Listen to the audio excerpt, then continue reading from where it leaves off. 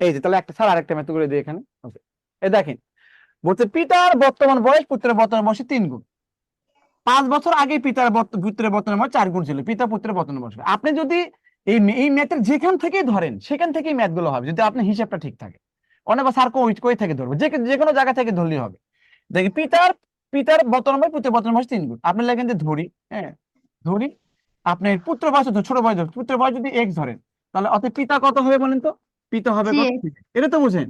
এখন জি বলেন স্যার। 5 বছর আগে পিতার বয়স পুত্রের বর্তমান বয়সে 4 গুণ ছিল। এখন বলেন 5 বছর আগে পিতা কত ছিল বলেন তো? বর্তমান তো 3x, 5 বছর আগে কি 5, 5 বছর বিয়োগ করবেন না?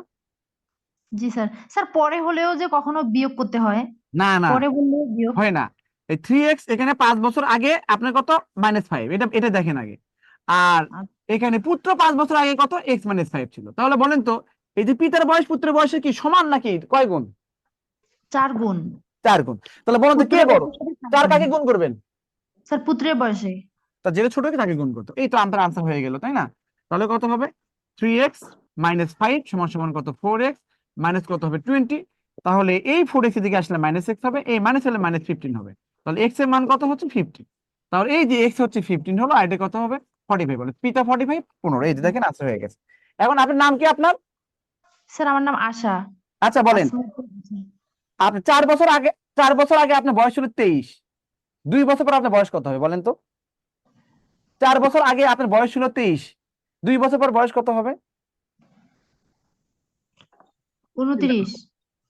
তো 4 বছর আগে ছিল 23, তাই না? তার মানে কি 4 বছর আগে 23 ছিল, তাহলে বর্তমানে কত হবে? এই 23 প্লাস কত হবে? 4 যোগ করবেন। 4। আর 2 বছর পরে কত হয়? আবার 2 যোগ করবেন, দ্যাটস ইট। তার মানে কত হলো? 23 আর 4 কত হয়? 27, 29। তো তাহলে তাতে বয়সের ম্যাথের ক্ষেত্রে তো প্রবলেম হওয়ার কথা না। ঠিক আছে, থ্যাংক ইউ ভেরি মাচ। যদি সময় থাকে আরো প্র্যাকটিস করাবো। ওকে, আচ্ছা ওকে, থ্যাংক ইউ। স্যারের সাথে কথা বলবো।